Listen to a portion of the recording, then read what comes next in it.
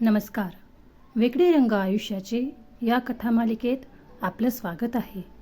कथा आवडल्यास सबस्क्राईब करायला विसरू नका. वेगळे रंग आयुष्याचे भाग 98. दुसऱ्या दिवशी शर्वने दिलेल्या टाईमवर चॉपर आलं आणि त्यात अमू आणि शर्व काही वेळातच गावी पोहोचले.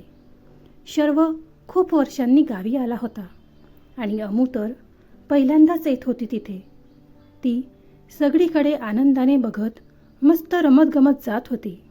शर्व सगळीकडे लक्ष देत होताच सोबत अमूचीही काळजी घेत होते. आजूबाजूचे लोक पण कुतूहलाने त्या दोघांकडे बघत होते. घर आलं तसं अमूला एवढा आनंद झाला होता की ती धावतच घरात जायला निघाली. पण शर्वने तिचा हात पकडला आणि डोळ्यांनीच तिला रागवलं. तू हा असाच धसमुसडेपणा करणार असशील तर इथूनच परत घेऊन जाईल तुला. मग विसर लग्न वगैरे. शर्व हळूच पण कडक आवाजात म्हणाला. काहीही. आता तुम्ही काही करू शकत नाही. आले मी आता इथे. सर्वांना काय सांगणार तुम्ही मला परत घेऊन गेलात तर? अमू हसत म्हणाली. ओ, तर तुला असं वाटतंय की मी तुला परत नाही नेऊ शकत इथून? चल, दाखवूनच देतो तुला आता. असंही मला कोण बोलणार आहे असं वाटतं तुला? शर्व तिच्याकडे बघत म्हणाला. त्याची ती नजर पाहून अमूला कळलं अजून काही बोललं तर शर्व खरंच परत घेऊन जाईल. त्यापेक्षा गप्प बसलेलं चांगलं. मला भूक लागली आहे आणि फ्रेश पण व्हायचं आहे. जायचं का आत? अमू लहान चेहरा करून म्हणाली. चल. आणि लक्षात ठेवायचं, तू प्रेग्नेंट आहेस. विनाकारण काही उचापत्या केल्यास आणि तुला किंवा बाळाला काही झालं तर माझ्याहून वाईट कोणी नसेल मग. शर्व म्हणाला. हो, मी व्यवस्थित वागेल. अमू लहान आवाजात म्हणाली. गुड, चल. शर्व तिला घेऊन आत आला. अरे, आलात तुम्ही दोघे? या, बसा. मी पाणी आणते. हॉलमध्ये काहीतरी काम करणारी अंजू म्हणाली. नको वहिनी, म्हणजे अमेयाला फ्रेश व्हायचं आहे तर तिला आधी आमची रूम दाखवून द्या आणि मग काहीतरी हेल्दी खायला द्या तिला. शर्व अंजूला म्हणाला. हो, तब्येत ठीक आहे ना आता तुझी? बरीच वीक वाटते अजून. अंजू अमूला बघत म्हणाली. ठीक आहे दी मी, पण एक मिनिट. इथे आपण एका रूममध्ये राहणार आहोत? अमू शर्वला म्हणाली. अर्थातच. हजबंड वाईफ एकाच रूममध्ये राहतात, नाही का? शर्व तिला रोखून बघत म्हणाला. हो, पण इथे थोडी ना माहिती आहे आपल्या लग्नाबद्दल. अमू शर्वचं रोखून बघणं बघत म्हणाली. नाही माहीत तर सांगून टाकू, त्यात काय एवढं? शर्व खांदे उचकावत तिला म्हणाला. अहो, पण. बोलता बोलताच अमू शर्वची नजर पाहून गप्प बसली. डोंट वरी अमू, काही कळणार नाही कोणाला. वर आपल्या सर्वांच्याच रूम आहेत फक्त. बाकी कोणी येत नाही तिकडे. अंजू त्या दोघांचं कोल्ड वॉर बघून मध्येच बोलली. चल, अमू तिला म्हणाली. काय ग, काय चाललंय तुमच्या दोघांचं? शर्वभाईचा मूड काही ठीक वाटला नाही मला. तुला काही त्रास तर नाही होतंय ना? अंजूने विचारलं. नाही कधी, सर्व ठीक आहे. आलेच मी फ्रेश होऊन. अमू नजर चोरतच आत निघून गेली. शर्व अजून खालीच होता. सर्वांशी बोलत होता. काही नातेवाईक पण आलेले होते. त्यातल्या बऱ्याच जणांनी दुरून दुरून शर्वला त्याच्या लग्नाविषयी पण विचारून झालं होतं. खरं तर तो आता वैतागला होता. त्याच्या चेहऱ्यावर स्पष्ट दिसत होतं की त्याला आता राग येतोय. तो रागात काही बोलणार तोच आधी तिथे आला. शर्व, बाई तू अजून इथेच बसून आहेस? चल लवकर फ्रेश हो, किती कामं बाकी आहेत अजून. आधी शर्वला उठवत म्हणाला. चल. शर्व पण लगेच तिथून उठून आधीच्या मागे गेला. थँक्स आधी, खूप वैतागलो होतो तिथे. किती बोलतात हे लोक. शर्व डोक्याला हात लावून आधीला म्हणाला. एवढ्यातच घाबरू नकोस बाई, खूप पिळणार आहेत हे सर्व लोक तुला मिळून. आधीने म्हटलं. का? मी काय केलंय असं? शर्व कपाळावर आठ्या पाडून म्हणाला.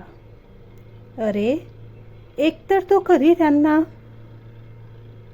आत्ताच भेटतोय, त्यात तुझ्यासारखा हँडसम श्रीमंत मुलगा अजून विना लग्नाचा आहे म्हटल्यावर ते लोक त्यांच्या मुलीचं किंवा भाचीचं किंवा अजून कोणा ना कोणाच्या तुझ्यासोबत जुळवण्याचा पूर्ण ट्राय करणार आणि तुला अगदी सडो की पळो करून सोडणार. बघच तू. आधीने म्हटलं. अरे, पण मी मॅरिड आहे. शर्व म्हणाला.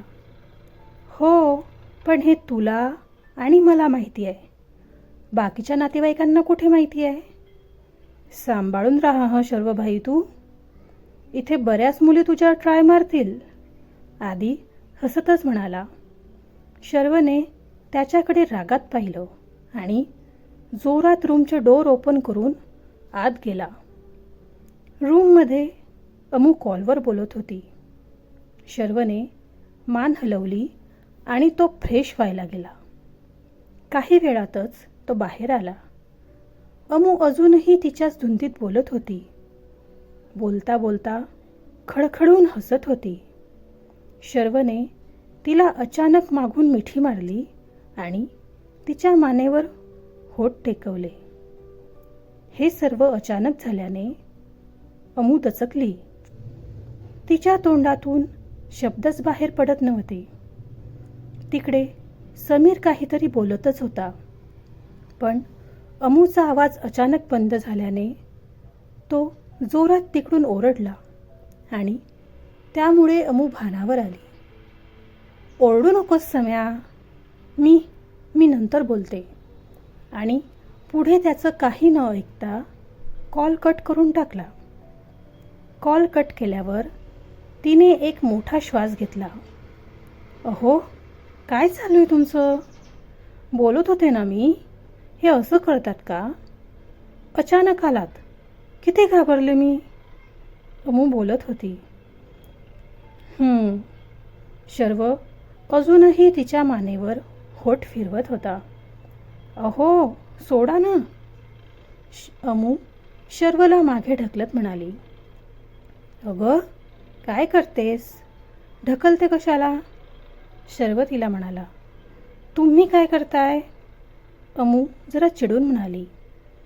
मी तर माझ्या बायकोवर प्रेम करतोय. शर्व परत तिच्या जवळ येत म्हणाला. अहो, तब्येत ठीक आहे ना तुमची? अचानक कसे एवढे रोमॅन्टिक मूडमध्ये आलात तुम्ही? अमू डोळे बारीक करून शर्वला बघत म्हणाली. रोमॅन्टिक मूड तर तुला बघून नेहमीच होतो माझा, पण तूच लांब पडत असतेस सारखी माझ्यापासून. शर्व तिला म्हणाला. काही पण तुमचं सोडा, मला खाली जायचं आहे.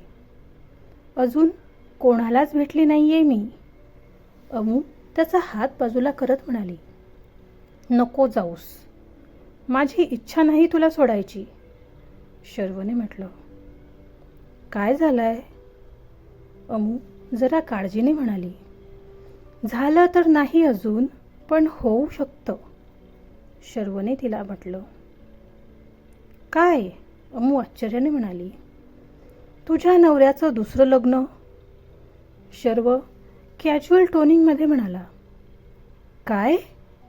कोणाची हिंमत आहे एवढी जे माझ्यासमोर माझ्या नवऱ्याचं दुसरं लग्न लावतील? अमू चिडून म्हणाली. खाली जे नातेवाईक जमलेत ना ते. शर्वने तिला उत्तर दिलं. म्हणजे अमूला काही कळलं नव्हतं.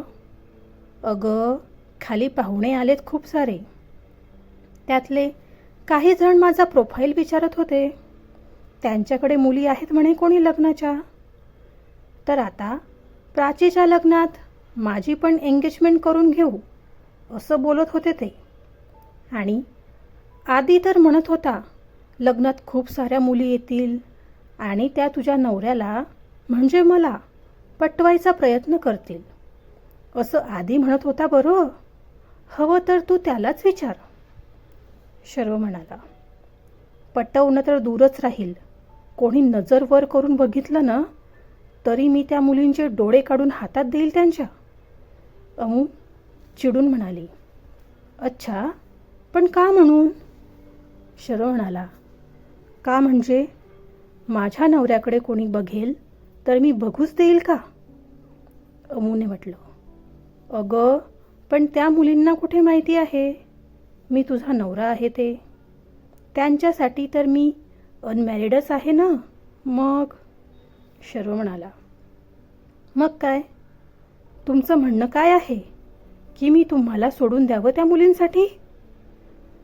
अमू शर्वची कॉलर पकडून म्हणाली.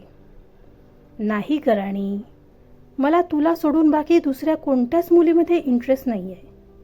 माझी तर अशी इच्छा आहे की सर्व नातेवाईक इथे जमणारच आहेत तर आपण आपल्या लग्नाबद्दल पण अनाऊन्स करून द्यावं. आता आपलं बाळ पण येणार आहेत तर जास्त वेळ घालवणं चांगलं नाही ना. शर्व अमूला समजावत म्हणाला. बेबीबद्दल पण तर सांगावं लागेल ना. तुमच्या काकीला जर आपल्या बेबीबद्दल आधी कळलं, आपल्या लग्नाच्या कळायच्या आधी, तर अख्खं गाव डोक्यावर घेतील त्या. अमूने म्हटलं. हो मग, म्हणून तर म्हणतोय सांगून देऊया. शर्व तिच्या डोळ्यात बघत म्हणाला. हो चालेल, आता लपवण्याचं काही कारण पण नाही आहे. अमूने म्हटलं. शर्वने मनातच देवाला धन्यवाद दिले. शेवटी मानली बाबा एकदाची. चला, झाली एकदाची तयार अमू. आता सर्वांसमोर त्यांच्या लग्नाची गोष्ट कशी काय येते हे बघण्यासारखं असेल. मग पुढच्या भागाची वाट बघा आणि कमेंट करून नक्की सांगा हा भाग कसा वाटला ते. धन्यवाद.